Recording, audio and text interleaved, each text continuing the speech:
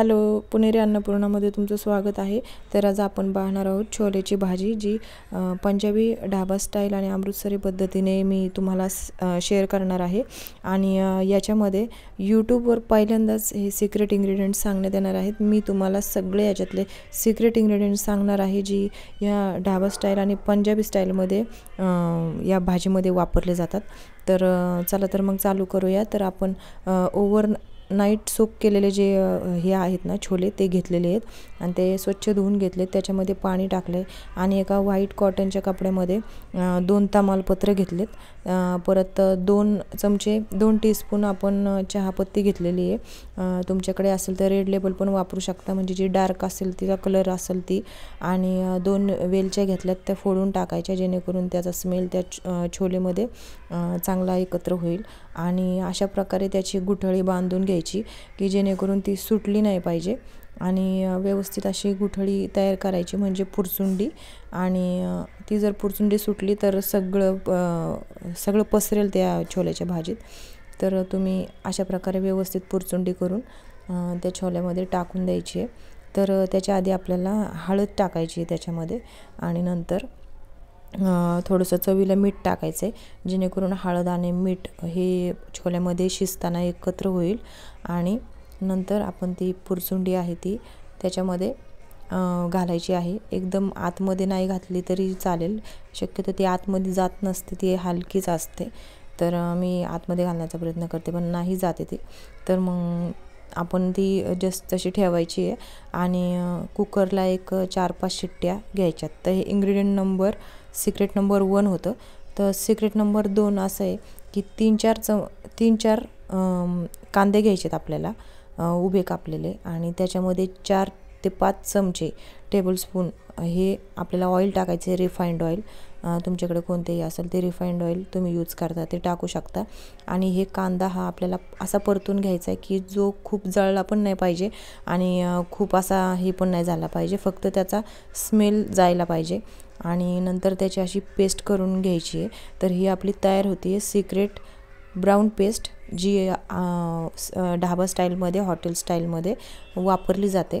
आणि खूप छान प्रकारे ग्रेव्ही होते याची, आणि घट्टपणा येतो भाजीला।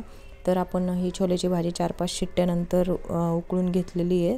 तर छान असे मऊ शिजलेले आहेत, आणि ते चहाचं पाणी जे आहे ते असं ब्राऊन कलरचं होतं। तर ते आपण बाजूला काढून ठेवायचे। आणि ह्या पुरचुंडीमधले वेलच्या आहेत ना, त्या वेलच्या फक्त बाजूला काढायच्यात आणि त्या भाजीमध्ये वापरल्या तरी चालतील। आणि थोडेसे ते छोले आपल्याला स्मॅश करून घ्यायचे, जेणेकरून थोडीशी त्या ग्रेव्हीला घट्टपणा येईल। तसंच आपण कढईमध्ये आपण आता आलं लसणाची पेस्ट घेतली आहे, ती छान परतून घ्यायची। नंतर 2 कांदे बारीक चिरलेले घ्यायचे त्याच्यामध्ये, आणि छान असे परतून घ्यायचे, खूप जाळायचा नाही आहे कांदा। आणि नंतर त्यात 1 टोमॅटो बारीक चिरलेला टाकायचा आहे, तो पण छान असा गळेपर्यंत परतून घ्यायचा आहे।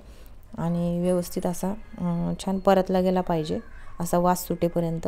आणि नंतर त्याच्यामध्ये आपल्याला हे टाकायची, ती जी पेस्ट आहे तुम्हाला सांगितलेली, तर ती पेस्ट बरोबर 3 चमचे 4 जणांसाठी पुरेशी होते।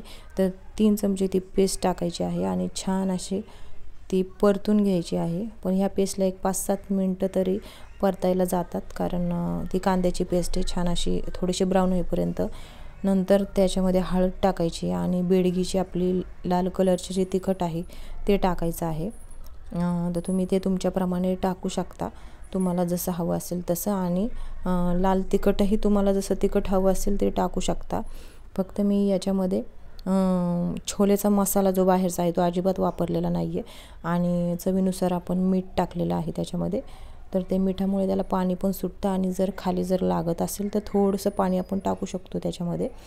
आणि नंतर मी कसुरी मेथी थोडी कुस्करून त्यात टाकली आहे फ्लेवरसाठी, कारण स्मेल छान येतो त्याने।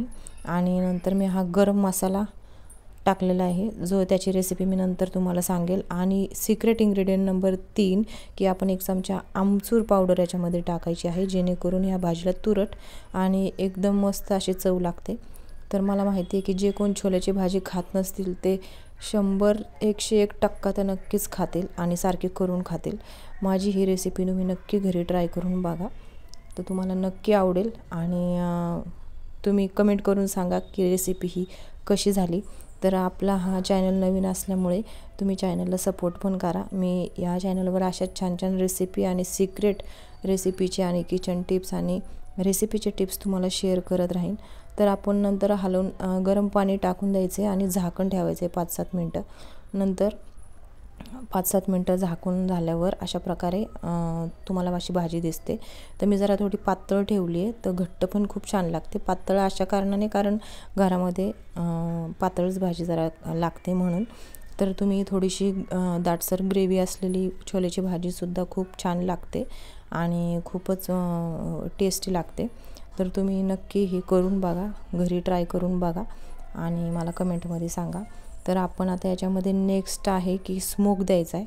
तर स्मोकसाठी कोळसा गरम करून घेतला आणि एका वाटीमध्ये त्याच्यावर मी तूप टाकलेलं आहे आणि जो गरम मसाला मी तुम्हाला सांगितला जो अगोदर टाकला तो गरम मसाला त्यात टाकून द्यायचा आहे आणि झाकण ठेवायचं 1-5 मिनटं तरी छान घट्ट असं झाकण ठेवायचं, जेणेकरून आजूबाजूने धूर नाही जायला हवा आणि त्याचा वास जो आहे ना तो त्या भाजीला पूर्णपणे लागतो, धूरसर जो ढाबा स्टाईल असते। तर ही अशा प्रकारे ही भाजी होते आणि याच्यासाठी आपल्याला गॅसची फ्लेम बंद करूनच आपल्याला स्मोक द्यायचा आहे। नंतर त्याच्यावर कोथिंबीर टाकायची आहे आणि सगळ्यात शेवटी जो तडका लावायचा आहे तो आल्याचा आणि मिरचीचा लावायचा आहे। तर हे 2 हिरव्या मिरच्या आणि थोडासा आल्याचा तडका मी वरून दिलेला आहे। तर आपल्या अशा प्रकारे ही रेसिपी तयार होती। तर तुम्ही मला नक्की सांगा कमेंट करून की ही रेसिपी तुम्हाला कशी वाटली। घरी नक्की करून बघा आणि नक्की सांगा आणि आपल्या पुणेरी अन्नपूर्णा चॅनलला लाईक करा, शेअर करा आणि सबस्क्राईब नक्की करा आणि सपोर्ट नक्की करा।